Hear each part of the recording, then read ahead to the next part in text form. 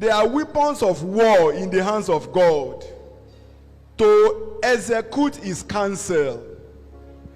In every generation, in every church, in every family, in every group, God is looking for such men. I'm praying this morning that by the end of this meeting, you will be one in his hands. In the name of Jesus. God's battle axe are vessels of revival. They are catalysts of revival. Like an arrow in the hands of the archer. Like a weapon of war in the hand of mighty warrior. God's battle axe are men and women that God is raising up to checkmate the devil in our world and to fulfill his purpose. E.M. Bound says, the church is looking for method, the world is looking for method, but God is looking for men. Exodus, Ezekiel 22:30, God said, I'm looking for a man who will stand in the gap. From Noah to Abraham to Moses to Gideon to the prophets to the apostles, God is looking for men. The method of God is men. He has not changed his plan. Everywhere that God will enthrone his lordship, everywhere that God will execute his counsel, everywhere that God will checkmate the devil, he will have to raise men. He will have to raise men. And such men, they are rare and scarce today.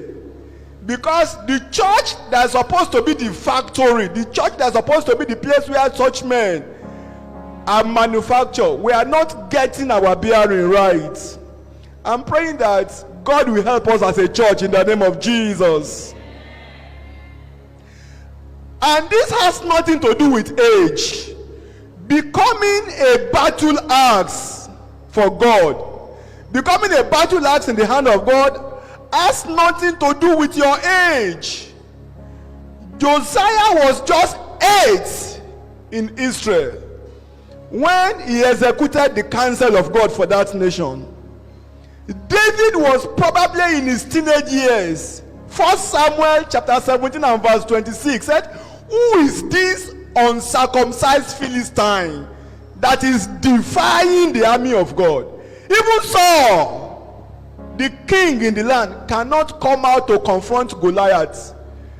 The man that God used was a teenage boy called David. Okay? Becoming a battle axe in the hand of God is not a function of your sex. It's not a matter of whether you are a male or a female.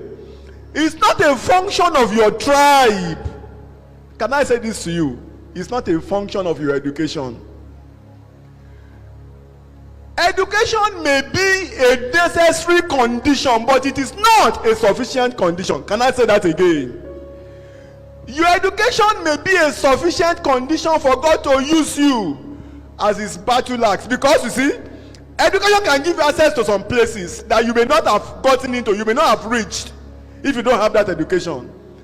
But it is not sufficient, because actually you may get there and still be useless. I'm praying for you. I'm praying for you that you are going to be relevant in the agenda of God for your generation. Okay? Acts chapter 4 and verse 13. When they saw James, Peter and John on the street of Jerusalem, they knew that they are unschooled, they are untrained, but that they have been with Jesus. They have been with Jesus. So, beyond your education, you need to position yourself for God to use you as battle axe in your. Some of you, God will be sending you back to your family to challenge demonic culture, to challenge men and women who are sat over men, over lives as principalities and power. Some of you will be thrown into ungodly corporate environments, and he will desire that in that office, in that organization, you go there to enthrone righteousness. Okay?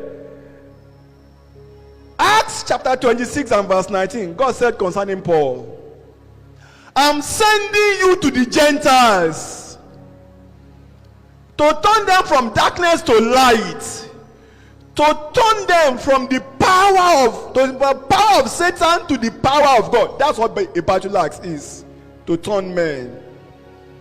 Okay? In Exodus chapter 3 and verse 8, God said, I have come down to see the affliction of my people. And I'm saying to myself, where is God? To confront Pharaoh himself. But guess what happened? Verse 10. God said to Moses, I am sending you back to Pharaoh. I'm sending you back to Pharaoh to confront him as my battle axe. So if God will do anything, God will have to raise a man to do it.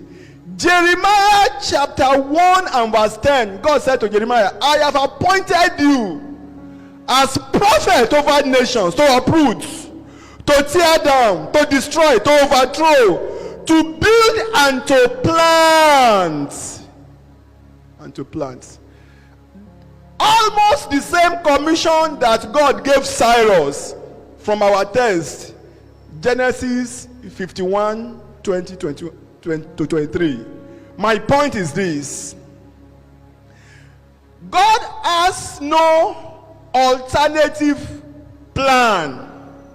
God has no plan B for anything he wants to do now or in the future. Actually,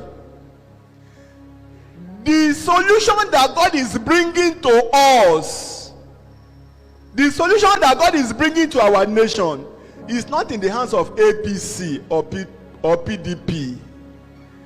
Until a man that God will use to execute his counsel over Nigeria appears, our journey to the promised land is still very far. I'm praying for you. I'm praying for you. That whatever God is raising you to do in your generation, you will not fail him. I pray for somebody under the sound of my voice that you are not going to be an embarrassment to your generation. God will raise you up as a solution to the problems of many. Okay, so what is it exactly that God will want to